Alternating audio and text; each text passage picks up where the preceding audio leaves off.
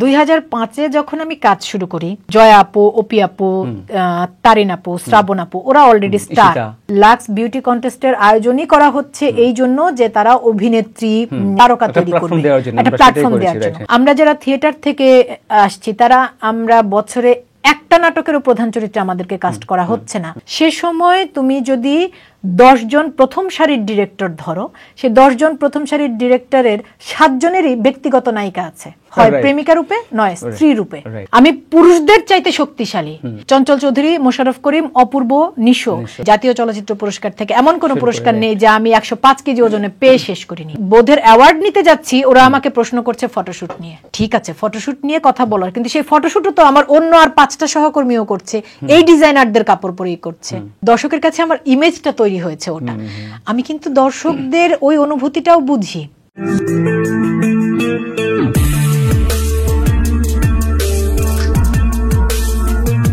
যখন আমার ওজনটা কমলো, বললো যে আমি তোকে নিয়ে একটা শুট করব এবং ডিজাইন করবে টিঙ্কু ভাই, শাহরুখ। আমি যে কটা শুট করেছি প্রফেশনাল ফ্যাশন ডিজাইনারদের ডিজাইন করা কাপড়, তাদের মডেল হয়ে শুট করা, যখন পত্রিকায় নিউজ হচ্ছে তখন কোথাও উল্লেখ করা হচ্ছে না যে এগুলো পেশাগত কাজ। তারা আমার ছবিগুলো নিয়ে নিচ্ছেন আর ভেতরে ব্যবহার করছেন ওই খবর যে ওজন কমেছে।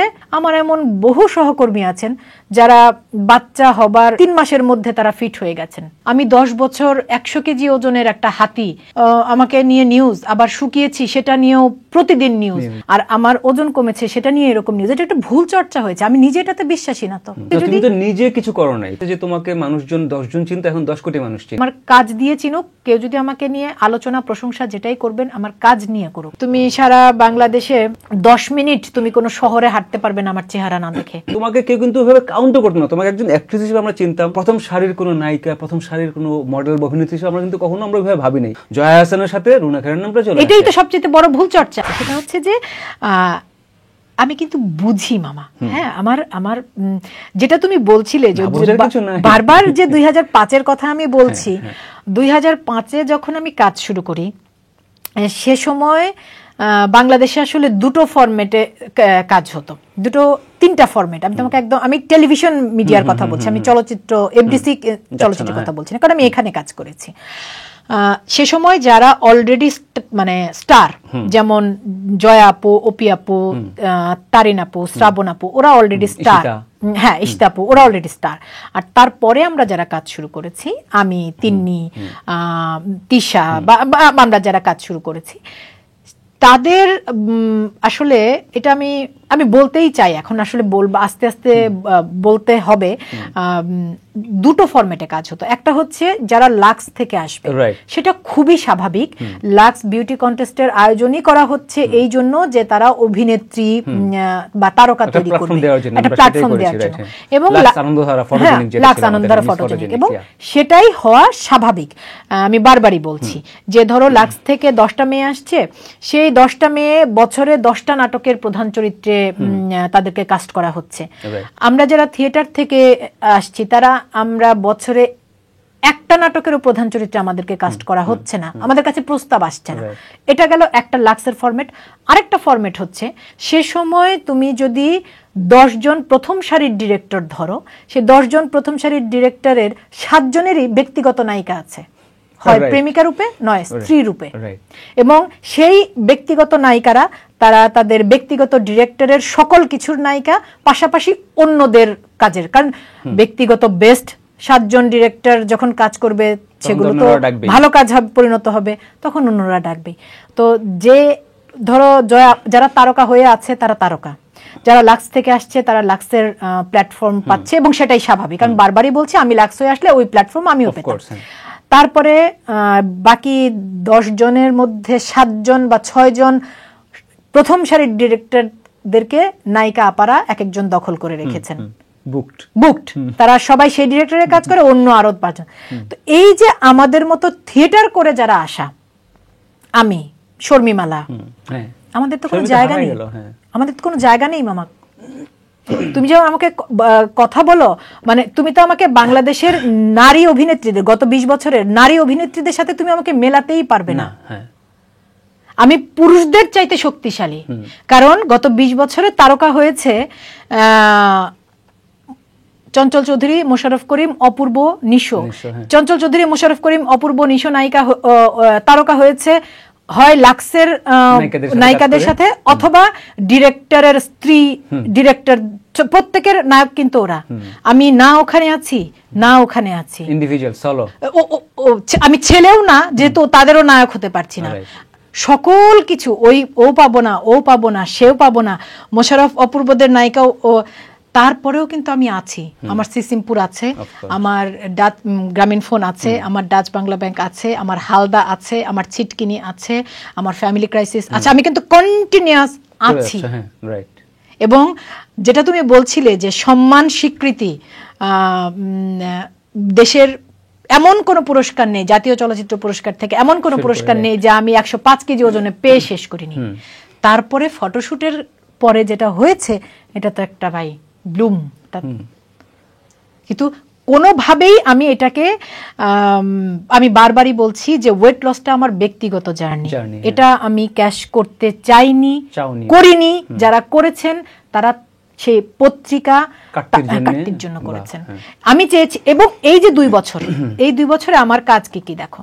এই 2 বছরে অমিতাভ রাজা চৌধুরীর বোধ রিলিজ হয়েছে ওটিটিতে, যেটার জন্য আমি 3টা পুরস্কার পেয়েছি। আমি বোধের অ্যাওয়ার্ড নিতে যাচ্ছি, ওরা আমাকে প্রশ্ন করছে ফটোশুট নিয়ে। বোধের অ্যাওয়ার্ড, আমি যে অ্যাওয়ার্ড পেলাম সেটা নিয়ে কোনো কথা নাই। আমি এবং আফজাল ভাই, এবং Afzal Hossain best director, Amitabh Raja Chowdhury best actor, Afzal Hossain best actress, Runa Khan. বাংলাদেশের চাইতে বেশি কি পাবো আমি, বলতো? আমাকে ওরা কথা বলছে বোধ নিয়ে কোনো কথা নাই, পরিচালক নিয়ে কোনো কথা নাই, কোয়ার্টিস্ট নিয়ে কোনো কথা নাই, আমার পুরস্কার প্রাপ্তি নিয়ে কথা নাই, কাজের অভিজ্ঞতা নিয়ে কোনো কথা নাই, কথা ফটোশুট গেল। আমার হইচইতে প্রথম মুক্তিপ্রাপ্ত ওয়েব সিরিজ কষ্টনীর, আশফাক নিপনের, সেটার জন্য আমি ডেইলি স্টারের বেস্ট অ্যাক্ট্রেস নমিনেশন পেয়েছি। এবং আমার সাথে নমিনেশন পাচ্ছে ফারিন, তিশা, মেজাবিন, তানজিন তিশা।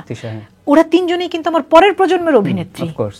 আমি আমার পরের প্রজন্মের অভিনেত্রীদের সাথে বেস্ট অ্যাক্ট্রেস নমিনেশন পাচ্ছি, সেগুলো নিয়ে কোনো কথা নাই।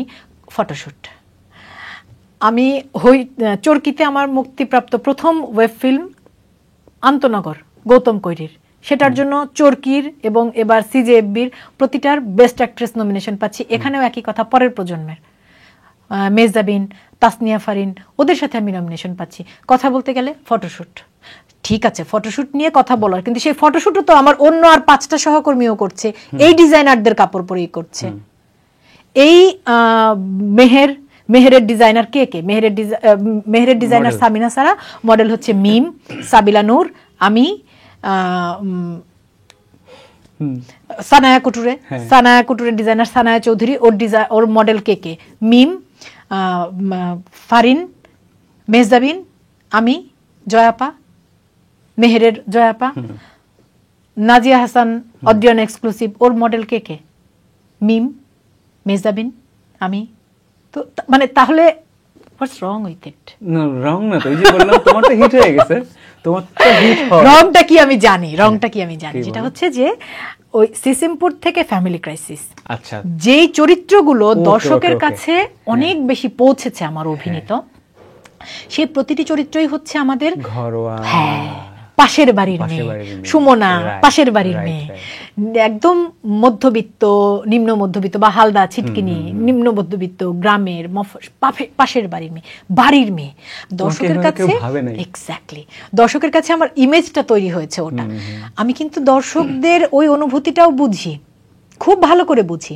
কিন্তু দর্শকদেরকে শুধু আমি এটাই বলতে চাই যে হালদা জুই যেমন চরিত্র, সালমা যেমন চরিত্র, নীলাও তেমন চরিত্র, মডেল হিসেবে গ্রামীণ ফোনের ওটা যেমন মডেল, ডাচ বাংলা ব্যাংকের জমিলা যেমন মডেল, স্টিল শুটের এগুলোও মডেল। এবং এই স্টিল শুটের এই মডেলিং আমি জীবনে মানে বিয়ের আগে 5 বছর ধরে টানা করেছি। সেই সময় সোশ্যাল মিডিয়া ছিল না।